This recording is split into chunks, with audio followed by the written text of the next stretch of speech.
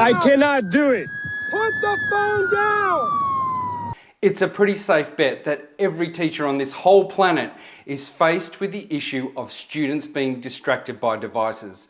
However, tasering them is not the solution. So today we're going to look at ways that you can respond to device distraction.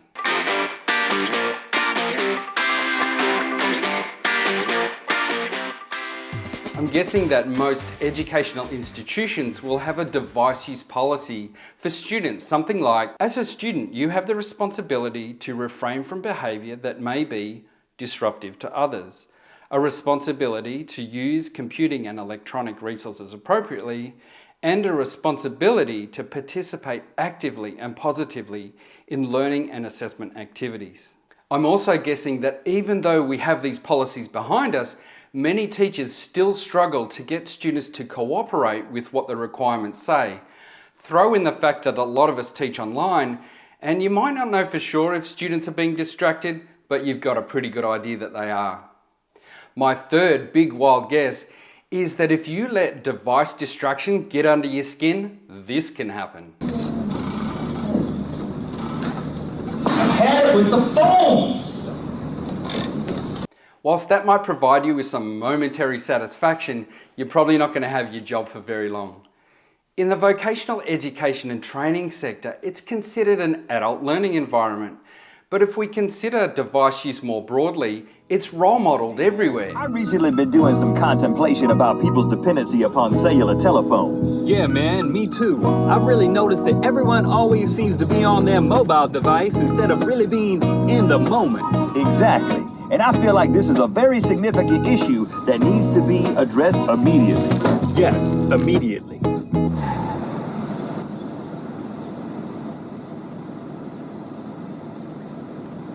So as a teacher, what do we do to minimize device distraction?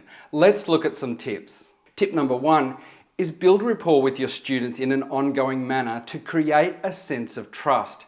It's much harder for a student not to cooperate with you once they're bonded to you. Even police investigators use this strategy with offenders, building that sense of trust so that they cooperate with them. Tip number 2 is take a big, deep breath and remind yourself that the person responsible for the learning is the student. It is their choice whether they decide to focus or be distracted. So let go of that responsibility that's not yours. Tip number 3 is to communicate tip number 2 to the students. Remind them that your responsibility is to teach and that you will put 100% into that effort. However, the learning part of this contract is up to them. Tip number 4 is at the very first class, discuss the issue of device distraction with the students and then work on a collaborative agreement with them involving the students, listening to their input on what's going to be the acceptable use of devices in this learning environment. Point out that research in classrooms shows that students get distracted by other students who are inappropriately using their devices, and I'm sure none of the students want to be known as the annoying one. Whatever the agreements are, try and word them with a sense of community and frame it positively. And some examples include, I will only answer my phone for an urgent call, which I will take outside the classroom so the other students can stay focused. The great thing about a learning environment agreement is that if, and I more mean when, a student inappropriately uses their phone, you can pull out the agreement and remind them that we all agreed that this is how we were going to conduct ourselves and we need to honour that. Tip number 5 is early on in one of your classes, use an activity where the students actually need to use their mobile devices.